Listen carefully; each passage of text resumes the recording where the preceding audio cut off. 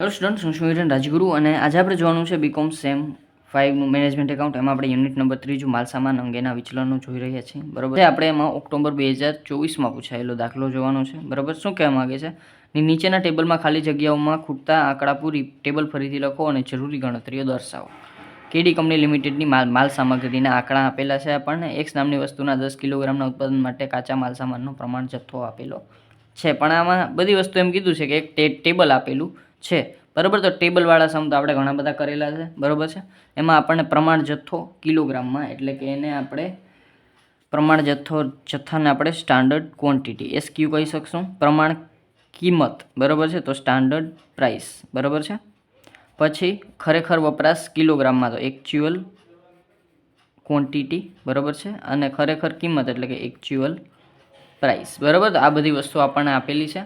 પછી માલસામાન ખર્ચ વિચલન. ખર્ચ વિચલન એટલે મટીરિયલ કોસ્ટ વેરિયન્સ આપેલું છે. માલસામાન કિંમત વિચલન એટલે મટીરિયલ પ્રાઇસ વેરિયન્સ. બરાબર છે. અને માલસામાન વપરાશ વિચલન એટલે મટીરિયલ યુસેજ વેરિયન્સ. બરાબર છે. તો આટલી વસ્તુ આપણને આપેલી છે. તો અને આપણે જે ફાઇન્ડ આઉટ કરવાનું છે આમાં પહેલામાં એમ, વી અને ડી ત્રણમાં માલ સામગ્રી આપી છે. એમમાં આપણને માલસામાન કિંમત વિચલન આપ્યું છે. બરાબર છે. અને બાકી એક માલસામાન કિંમત જે પ્રમાણ કિંમત આપી છે કિગ્રામાં, એ નથી આપેલી. બરાબર છે. તો એવી રીતે આપણને ત્રણ વસ્તુ આપેલી છે. બધામાં કોઈ વસ્તુ આપેલી છે અને અમુક વસ્તુ ગાયબ છે. આપણે ફાઇન્ડ આઉટ કરવાની છે. તો આ કરશું અને બીજા દાખલાની વાત કરી લઈ. બરાબર છે. તો ઓક્ટોબર 2023માં પૂછાયેલો બીજો દાખલો છે એના જેવો જ આ 24 વાળો દાખલો છે. બરાબર છે. એની લિંક તમને ડિસ્ક્રિપ્શનમાં મળી જશે. આખા ચેપ્ટરની લિંક તમને ડિસ્ક્રિપ્શનમાં છે એ મળી જશે. બરાબર. તો આ ચોથો આપણો દાખલો છે. સેમ ટુ સેમ છે. બરાબર. કાંઈ અલગ નથી. બરાબર છે. બીજો દાખલો છે એ, તો એ પણ તમને નીચે ડિસ્ક્રિપ્શનમાં મળી જશે. તો ચાલો આ દાખલો સ્ટાર્ટ કરીએ. સૌપ્રથમ આપણને માલ સામગ્રી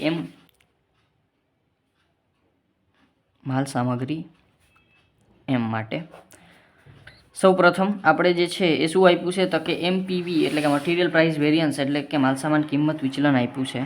અહીં લખશું આપણે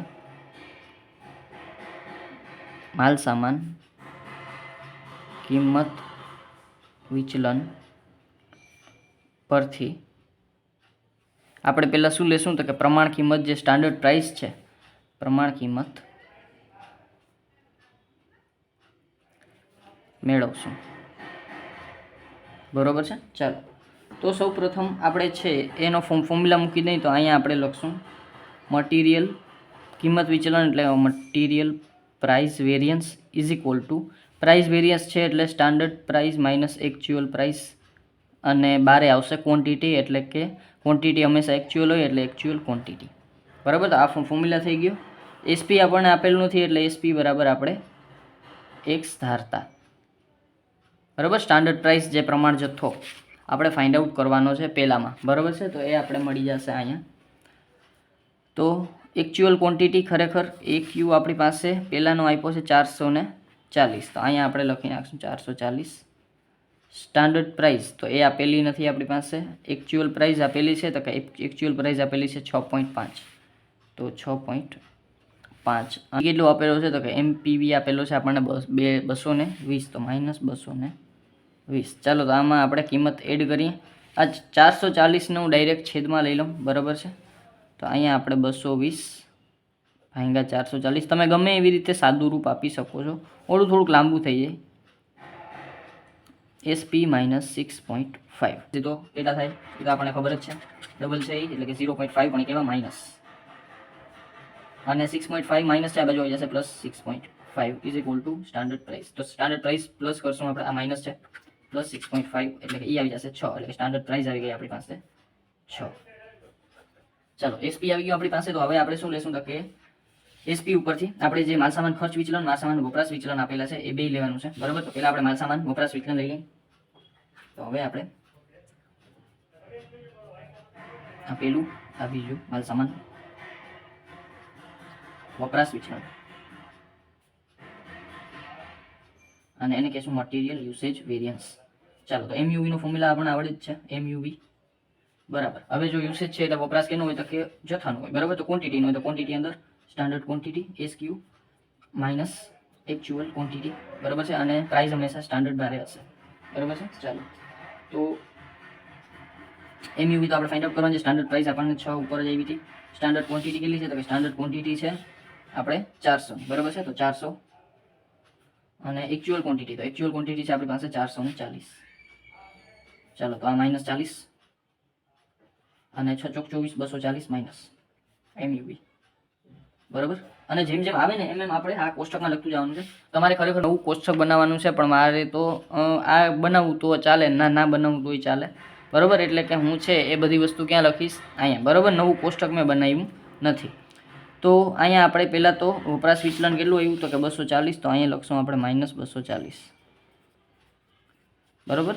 પછી અહીંયા આપણે જે છે એ પ્રમાણ કિંમત કેટલી આવી? તો કે પ્રમાણ કિંમત આવી હતી આપણી પાસે 6. તો અહીંયા આપણે લખી નાખશું 6, બરાબર. તો આ બે વસ્તુ તમારે જે અલગથી એક આપણે એક્ઝામમાં બનાવવાનું થાય, બરાબર, કોષ્ટક, અને એ આપણે લખવાના થશે. પછી આપણે માલ સામાન ખર્ચ વિચલન છે. તો આ ચાલો માલ સામાન ખર્ચ વિચલન ત્રીજા નંબરમાં માલ સામાન ખર્ચ વિચલન એટલે કે મટીરિયલ કોસ્ટ વેરિયન્સ. ચાલો તો મટીરિયલ કોસ્ટ વેરિયન્સ આપણે છે ફોર્મ્યુલા પહેલાં મૂકી દઈએ મટીરિયલ કોસ્ટ વેરિયન્સનો. તો MCV પહેલાં તો આપણે જે ખર્ચ છે એ એટલે કે standard quantity into standard price અને minus actual quantity into actual price, બરાબર. આ આપણો ફોર્મ્યુલા થઈ ગયો. અને પછી આપણે આનો તાળો મેળવી લેશું, બરાબર છે. ચાલો તો SQ ઇન્ટુ SP.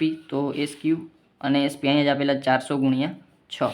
અહીંયા આપણે લખી નાખશું 400 ગુણ્યા 6 અને એના માઇનસ AQ ઇન્ટુ AP. એટલે AQ અને AP અહીંયા જ આપેલા છે 440 અને 6.5. 440 અને ગુણ્યા 6.5. ચાલો તો 6 ચોક 24, 240, બરાબર છે, અને 2400. ચાલો -440 ગુણ્યા 6.5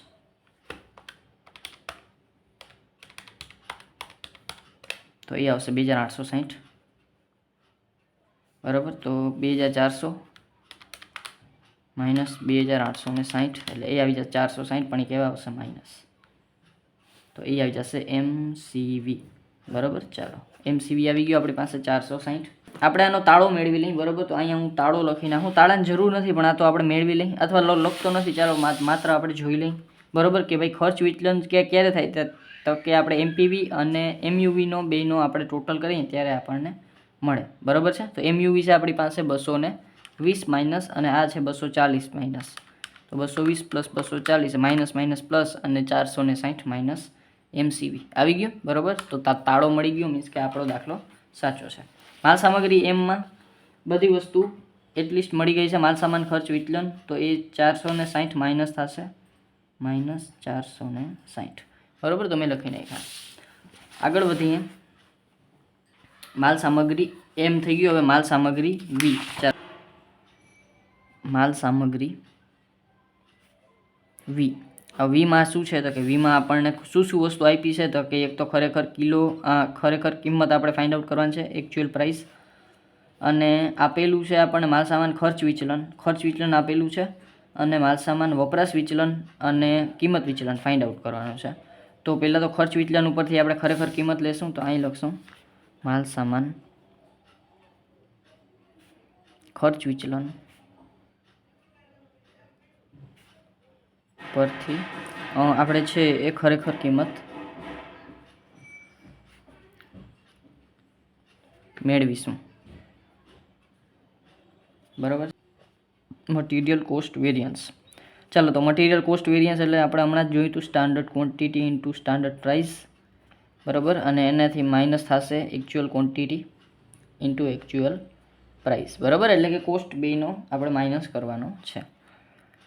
ચાલો તો એક વસ્તુ જોતા હતા. જ્યાં સ્ટાન્ડર્ડ ક્વોન્ટિટી સ્ટાન્ડર્ડ પ્રાઇસ વીનું જોવાનું છે, એટલે કે 300 ગુણ્યા 4 અને માઇનસ એકચ્યુઅલ ક્વોન્ટિટી. તો કે એકચ્યુઅલ ક્વોન્ટિટી 260 અને એકચ્યુઅલ પ્રાઇસ આપણને આપેલી નથી. 260 એને ગુણ્યા અહીંયા આપણે x ધારી નાખીએ, બરાબર છે. તો અહીંયા હું લખી નાખું AP બરાબર x લેતા. બરાબર છે, તો આપણને છે એ ખબર પડી જાય. ચાલો પછી 300 ગુણ્યા 4 એટલે 4 તેરી 12 એટલે કે 1200 માઇનસ 260 ગુણ્યા x એટલે 260x. બરાબર. અને અહીંયા MCV કેટલો આપેલો છે તો કે MCV આપેલો છે આપણને મટીરિયલ કોસ્ટ વેરિયન્સ -100. બરાબર છે, તો -100 આપેલો છે આપણને. ચાલો તો આ 1200 આપણે છે આ બાજુ લઈ લઈ. બરાબર છે, તો -100 આ 1200 પ્લસ આ બાજુ આવી જશે -1200 બરાબર -260x. તો માઇનસ માઇનસ પ્લસ અને મોટા પદની નિશાની અને આ થઈ જશે 1300. બરાબર. અને અહીંયા આપણે સામસામેના માઇનસ માઇનસ કટ કરી નાખશું -260x. 260 આ બાજુ લઈ આવીએ તો 1300 ભાગ્યા 260 તો બરાબર આપણી પાસે આવી જશે x. ચાલો તો 1300 ભાગ્યા 260 એ આવી જશે 5. ચાલો તો અહીંયા આપણે x બરાબર 5 એટલે કે આ આવી જશે આપણી પાસે એકચ્યુઅલ પ્રાઇસ. બરાબર છે, તો આ આવી જશે એકચ્યુઅલ પ્રાઇસ. તો એપી લખી નાખું 5. તો એપી આવી ગયું તો આપણી પાસે 5. તો અહીંયા હું 5 લખી નાખીશ. બરાબર, જ્યાં ક્વેશ્ચન માર્ક છે. આગળ વધીએ. હવે MCV થઈ ગયું. હવે આપણે ફાઇન્ડ આઉટ કરવાનું છે માલસામાન કિંમત વિચલન. ચાલો તો કિંમત વિચલન, તો માલસામાન કિંમત વિચલન અને કહેવાશે મટીરિયલ કિંમત એટલે પ્રાઇસ વેરિયન્સ. બરાબર છે, તો MPV બરાબર પ્રાઇસ છે એટલે standard price minus actual price. બરાબર છે, અને એને ઇન્ટુ પ્રાઇસ છે એટલે ક્વોન્ટિટી હંમેશા એકચ્યુઅલ હશે. ચાલો તો એકચ્યુઅલ ક્વોન્ટિટી આપણી પાસે કેટલી છે તો કે એકચ્યુઅલ ક્વોન્ટિટી છે 260, તો 260. બરાબર છે. સ્ટાન્ડર્ડ પ્રાઇસની વાત કરી લઈએ તો 4 આપેલી છે. એકચ્યુઅલ પ્રાઇસ હમણાં ફાઇન્ડ આઉટ કરી 5 છે. તો આ આવી જશે, એક વધશે એટલે ડાયરેક્ટ હું લખી નાખું 260 અને માઇનસ વધશે એટલે 1. બરાબર છે, તો અહીંયા આપણે MPV તો 260 અને 4માંથી 5 જાય એટલે -1 વધે એટલે એ તો મેં ડાયરેક્ટ કરી નાખ્યું છે. ડાયરેક્ટ નહીં કરવાનું, આમ તો સ્ટેપ નાખવાનો, પણ આ તો આપણે થોડુંક સમયનો બચાવ જે થયો. માલસામાન કિંમત વિચલન તો એ લખી નાખીએ, પછી લખી નાખીએ. અને માલસામાન વપરાશ વિચલન લખીએ તો અહીંયા આપણે માલસામાન વપરાશ વિચલન એટલે કે મટીરિયલ યુસેજ વેરિયન્સ. બરાબર છે. ચાલો તો MUV નો ફોર્મ્યુલા બરાબર આપણે છે યુસેજ છે કોનું હોય તો કે ક્વોન્ટિટીનું હોય. બરાબર છે, તો અહીંયા આપણે standard quantity minus actual quantity અને ઇન્ટુ બારે શું હોય તો કે ક્વોન્ટિટી સિવાય સ્ટાન્ડર્ડ પ્રાઇસ. પ્રાઇસ હંમેશા સ્ટાન્ડર્ડ, જેવી તેવી પ્રાઇસ રાખતા નથી આપણે. બરાબર છે. સ્ટાન્ડર્ડ પ્રાઇસ કેટલી છે આપણી તો કે સ્ટાન્ડર્ડ પ્રાઇસ જોઈ લઈએ તો સ્ટાન્ડર્ડ પ્રાઇસ છે આપણી 4. સ્ટાન્ડર્ડ ક્વોન્ટિટી તો કે સ્ટાન્ડર્ડ ક્વોન્ટિટી છે આપણી પાસે 300 અને એકચ્યુઅલ ક્વોન્ટિટી તો કે એકચ્યુઅલ ક્વોન્ટિટી છે આપણી પાસે 260. ચાલો તો અહીંયા વધશે 4 અને અહીંયા વધશે 40. ચાલો તો અહીંયા થઈ ગયા ચોકે ને 16 160 MUV. બરાબર. ચાલો આ થઈ ગયું આપણી પાસે. બરાબર છે. ચાલો તો હવે આપણે જરાક તાળો મેળવી લઈએ કે MPV એટલે કે પ્રાઇસ વેરિયન્સ અને MUV આ બેનું ટોટલ કરીએ તો આપણી પાસે MCV એટલે કે કોસ્ટ વેરિયન્સ આવવો જોઈએ. બરાબર છે, તો જોઈ લઈએ કોસ્ટ વેરિયન્સ આવે છે કે નહીં. 260 માઇનસ છે અને 160 પ્લસ કરીએ તો એ આવી જશે -100 અને એ આવી ગયો આપણો શું છે તો કે MCV મટીરિયલ કોસ્ટ વેરિયન્સ. તો આવી ગયા. બરાબર છે, તો આ લખી નાખીએ આપણે બે. આ 260 આવ્યા અને આ 160 આવ્યા. તો આ આવ્યા 260 કિંમત વિચલન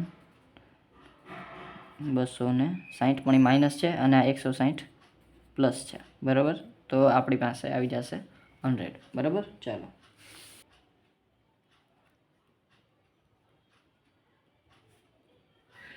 ચાલો તો માલ સામગ્રી ડી છે આપણી પાસે.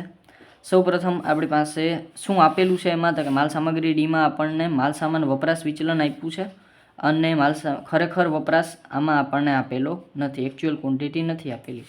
તો અહીંયા આપણે પહેલાં લખી નાખશું માલસામાન વપરાશ વિચલન પરથી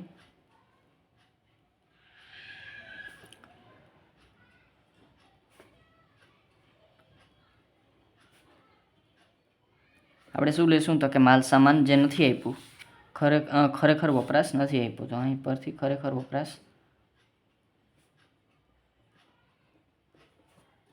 મેળવશું, બરાબર છે. ચાલો તો અહીંયા પહેલાં MUV એટલે કે મટીરિયલ યુસેજ વેરિયન્સ, બરાબર છે. તો MUV બરાબર આપણને ખબર જ છે standard quantity minus actual quantity અને ઇન્ટુ સ્ટાન્ડર્ડ પ્રાઇસ, બરાબર છે. સ્ટાન્ડર્ડ પ્રાઇસ બારે આવે. હવે અહીંયા આપણને જે છે એ MUV આપેલું છે, MUV છે -300, બરાબર. સ્ટાન્ડર્ડ પ્રાઇસ, તો સ્ટાન્ડર્ડ પ્રાઇસ જોવા જાય તો સ્ટાન્ડર્ડ પ્રાઇસ આપ્યું છે 5. સ્ટાન્ડર્ડ ક્વોન્ટિટી, તો સ્ટાન્ડર્ડ ક્વોન્ટિટી આપી છે 500 અને એકચ્યુઅલ ક્વોન્ટિટી, તો એકચ્યુઅલ ક્વોન્ટિટી આપેલી નથી, તો એકચ્યુઅલ ક્વોન્ટિટીને આપણે x લઈ લઈ, બરાબર છે. અને અહીંયા આપણે આપી દઈએ કે Q બરાબર x લેતા. ચાલો તો આને આપણે સોલ્વ કરી નાખીએ. પહેલાં તો -300 ભાગ્યા 5 કરી નાખશું, બરાબર છે. તો 5 × 6 = 30, 60 આવશે, બરાબર. 500 માઇનસ x, તો અહીંયા આપણે 60 માઇનસ, બરાબર છે, અને પ્લસ 500, બરાબર. 500 ના બાજુ લઈ લીધા, બરાબર -x માઇનસ 60, તો એ આવી જશે 440. તો અહીંયા આપણે -440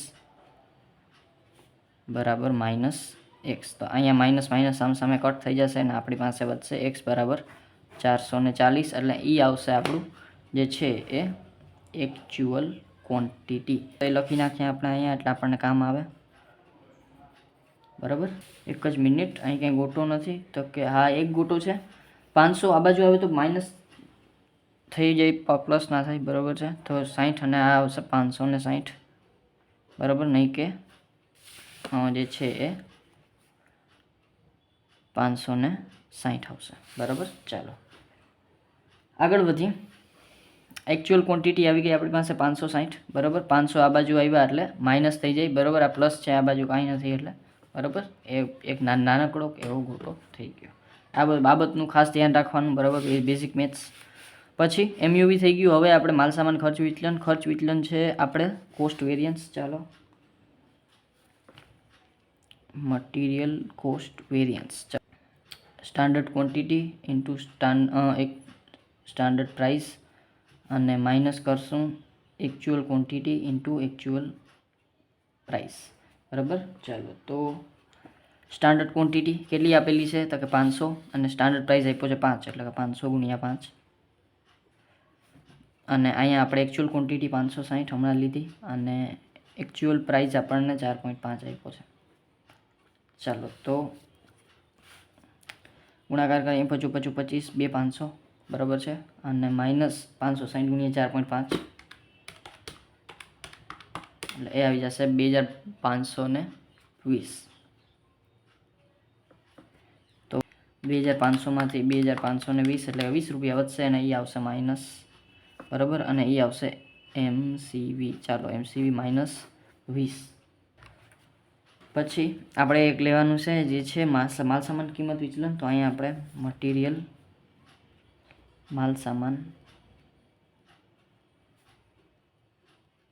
કિંમત વિચલન.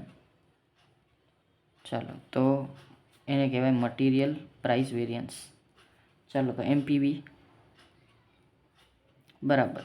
હવે પ્રાઇસ છે એટલે standard price minus actual price, બરાબર. Standard price minus actual price અને એને ગુણ્યા પ્રાઇસ છે એટલે ક્વોન્ટિટી હંમેશા એકચ્યુઅલ હશે.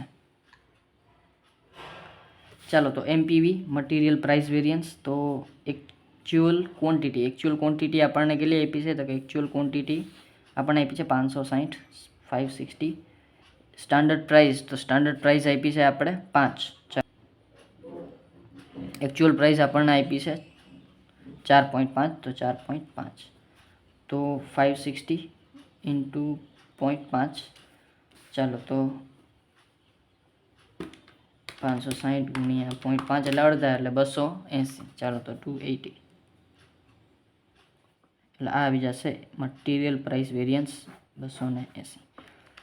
ચાલો તો હવે આપણે જે છે એ શું થશે તો કે હવે જોઈએ આપણે કે આપણું આન્સર આવે છે કે નહીં, બરાબર છે. તો આપણે શું કરવાનું છે તો કે તાળો મેળવવાનો છે.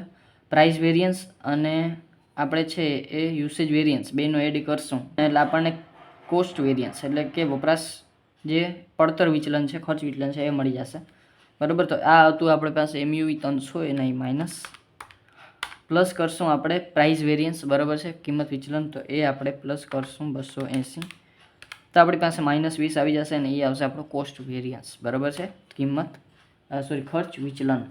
તો આપણે આ તાળો મળી જાય છે, મીન્સ કે આ દાખલો આપણો અહીં સુધીનો સાચો છે. તો અહીંયા આપણે જે પૂરત કરવાનું છે એ પૂરત કરી નાખીએ, બરાબર છે. તો કોસ્ટ વેરિયન્સ છે આપણી પાસે 20 માઇનસ, તો ખર્ચ વિચલન કોસ્ટ વેરિયન્સ -20, અને અહીંયા આપણે કિંમત વિચલન એટલે કે જે આવ્યું આપણી પાસે 280, તો એ આપણે લખી નાખીએ 280, બરાબર. ચાલો, તો આ હતો આપણો 2024માં પૂછાયેલો દાખલો, બરાબર છે. છતાં કાંઈ પણ ડાઉટ રહી જાય તો મને કોમેન્ટ બોક્સમાં પૂછી લેજો. આમ તો આમાં આપણને સૂત્રો આવડતા હોય એટલે આપણે દાખલો છે એ સારી રીતે ગણી શકીએ, બરાબર. છતાં કાંઈ પણ જાતનો ડાઉટ રહી જાય તો મને કોમેન્ટ બોક્સ પૂછી લેજો. જો વિડીયો ગમ્યો હોય તો લાઇક, શેર, સબસ્ક્રાઈબ જરૂરથી કરી નાખજો, જેથી કરીને આવતા વિડીયોઝ તમને સરળતાથી મળતા રહે. Thank you.